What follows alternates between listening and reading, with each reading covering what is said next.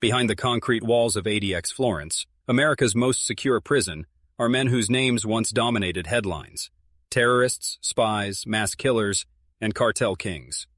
It's a place the Bureau of Prisons calls the Alcatraz of the Rockies, designed for those too dangerous for anywhere else.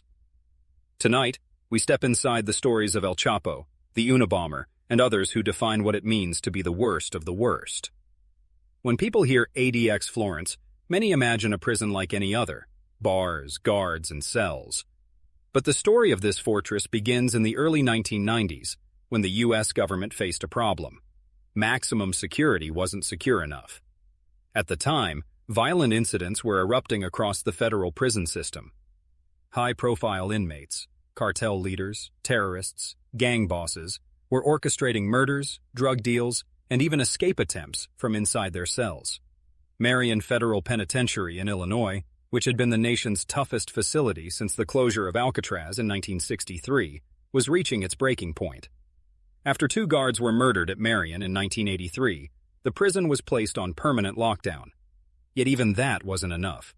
Officials realized they needed something more extreme. The solution was a new experiment in control, a facility designed not just to confine, but to neutralize inmates considered an ongoing threat. Located in the remote desert plains of Colorado, about 100 miles south of Denver, ADX Florence opened its doors in 1994. Costing $60 million to build, it was equipped with reinforced concrete, motion detectors, and remote-controlled steel doors. Every aspect of its architecture served one purpose: to prevent escape, minimize human contact, and break the ability of prisoners to command power from behind bars. The prison holds about 490 men, but what matters more than the number is who they are. These are individuals who represent national security risks, whose crimes shocked the world, or whose influence could incite violence across continents. Inside, the design reflects its purpose. Cells measure about 7 by 12 feet, with poured concrete beds, a desk, and a stool, all molded into the walls to prevent dismantling. Each cell has a small slit of a window, only a few inches wide, angled upward so inmates see nothing but sky and cannot map out the prison's layout. Meals are passed through slots. Recreation happens alone, in small concrete pens sometimes referred to as dog runs. Inmates spend 22 to 23 hours a day in total isolation. Over time, ADX became known by another nickname: the clean version of hell. Former wardens admitted the isolation was as close to torture as American law allows. Lawsuits from inmates have described hallucinations, depression, and self-harm brought on by years in solitary. Yet for prison officials, this was the cost of security. Who ends up here? It's not automatic. Inmates are transferred to ADX only after a special review determines that their threat level surpasses what any other prison can handle. Some arrive after violent acts behind bars. Others are sent directly after trial and sentencing because of the gravity of their crimes. From terrorists who tried to bring down airplanes, to mobsters who ran empires, to the very drug lord whose tunnels once embarrassed governments, ADX Florence became their final stop. The Bureau of Prisons calls it a management tool, but critics call it a warehouse of ghosts, where men vanish into silence.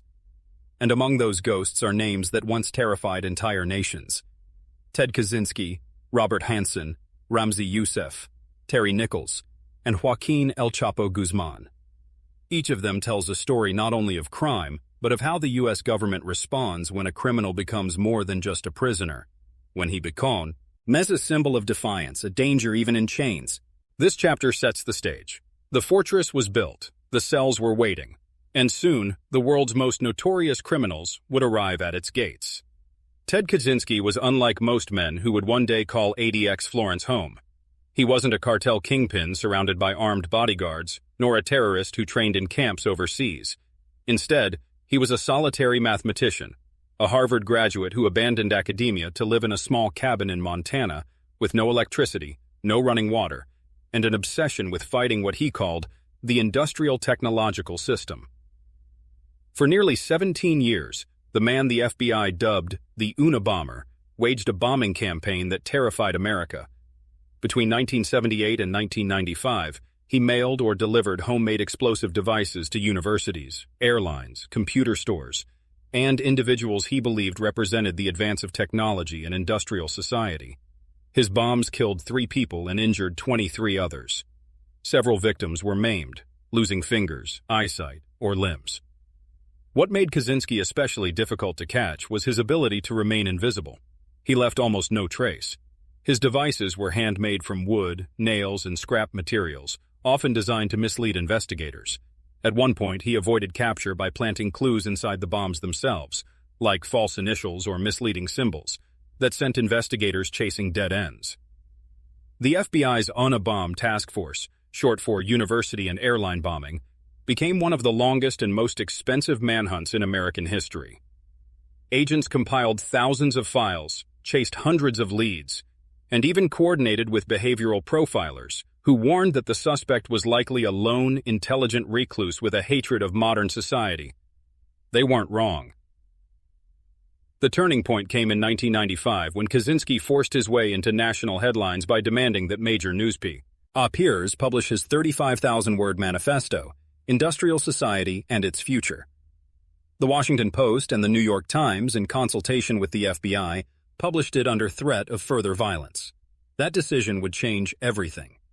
When David Kaczynski, Ted's younger brother, read the manifesto, he recognized the writing style and the arguments. After agonizing over the possibility, he contacted authorities, providing documents that eventually convinced investigators they had found their man.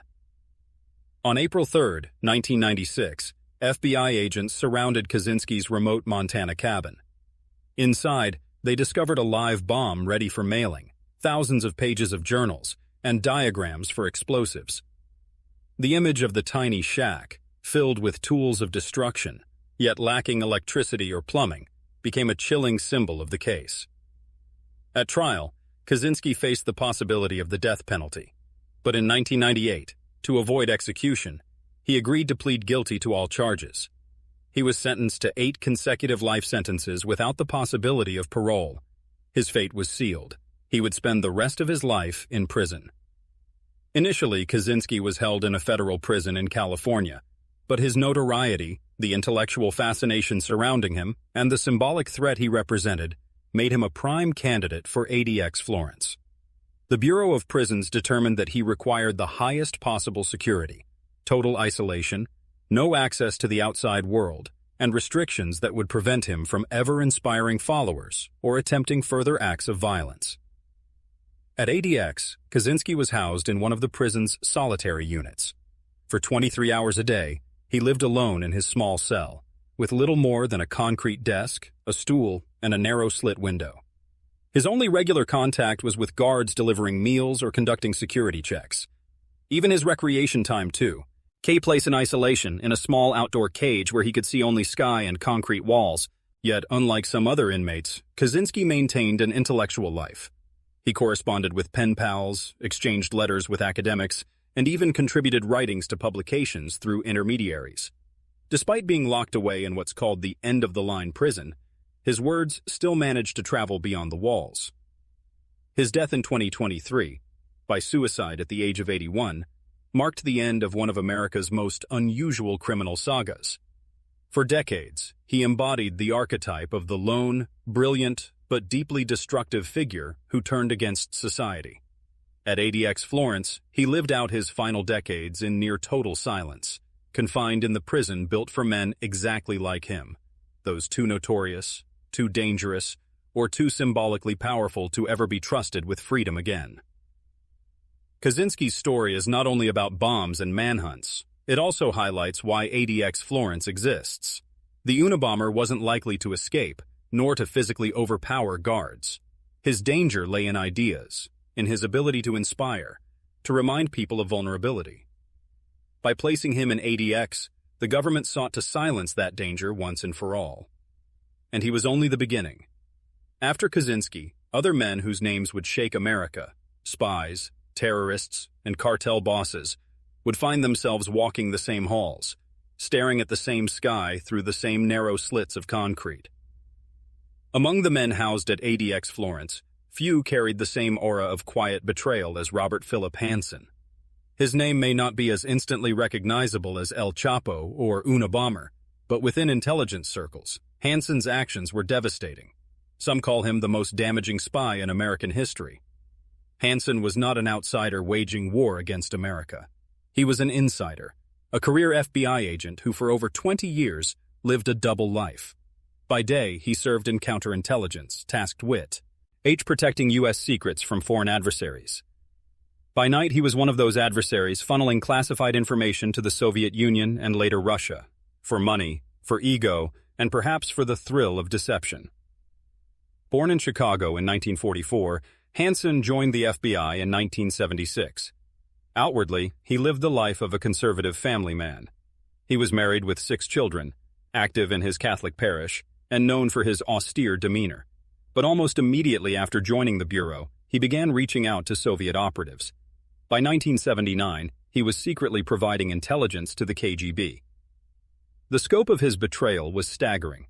Over the years, Hanssen handed over thousands of pages of classified material. He exposed the identities of double agents working for the United States, some of whom were executed as a direct result.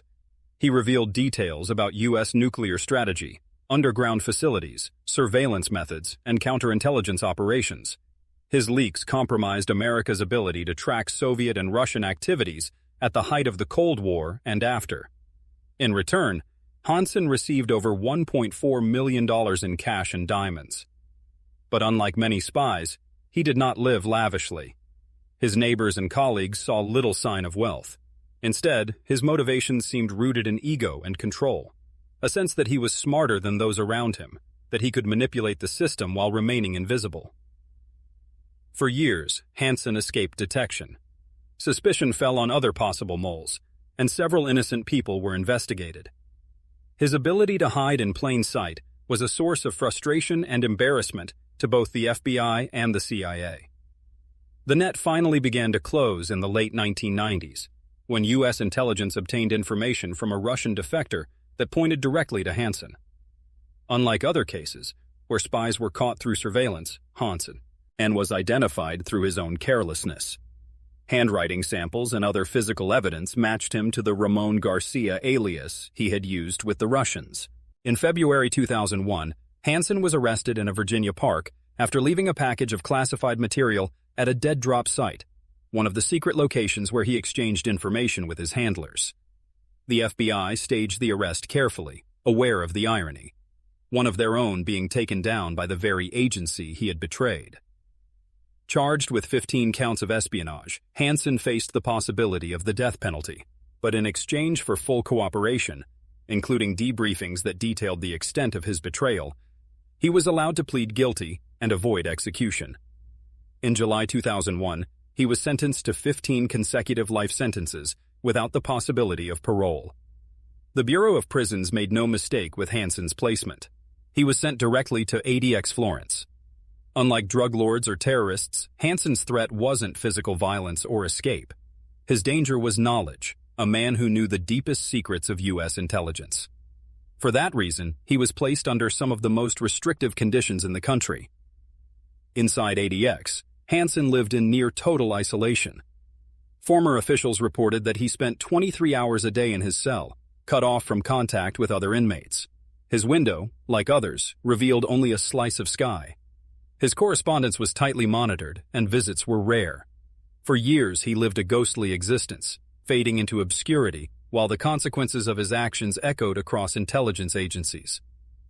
When Hanssen died in June 2023 at the age of 79, he was still serving his sentence at ADX. His death closed a chapter that had haunted the FBI for decades, a reminder that betrayal can come not only from enemies abroad, but from trusted colleagues within. Hanssen's story explains why ADX Florence is not only for violent men.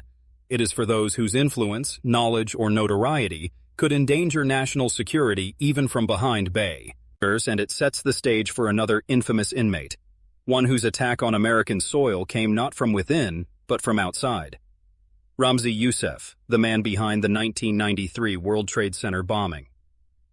Long before September 11, 2001, America had already felt the shock of terrorism against the World Trade Center. On February 26, 1993, a powerful truck bomb exploded beneath the North Tower, killing 6 people and injuring over 1,000. The mastermind behind that attack was Ramzi Yousef, a young extremist trained in Afghanistan, driven by the ambition to cripple the heart of New York City. Yousef's plan was chilling: collapse the Twin Towers by detonating a massive bomb in the underground parking garage. Though the towers stood, the blast tore through concrete, filled lower floors with smoke, and sent thousands fleeing in panic. The attack was a warning shot, a glimpse of the terror that would return 8 years later. Captured in Pakistan in 1995 after an international manhunt, Yousef was extradited to the United States. At trial, he showed no remorse, famously declaring that his only regret was that the bombing had not killed more people. Convicted of terrorism and sentenced to life without parole, he became one of the earliest and most infamous inmates of ADX Florence. There, he has lived in total isolation, restricted under Special Administrative Measures, SAMs, designed to prevent him from communicating with the outside world. His window offers only sky. His voice is rarely, if ever, heard. And his name, once tied to fear in New York, is now locked away in the silence of ADX. ADX. Florence is where America locks away the men it cannot risk anywhere else. The Unabomber, the FBI mole, the World Trade Center bomber, El Chapo. Their stories shook the world. Their endings all lead to the same place: a concrete box in Colorado where silence replaces power and freedom is gone forever.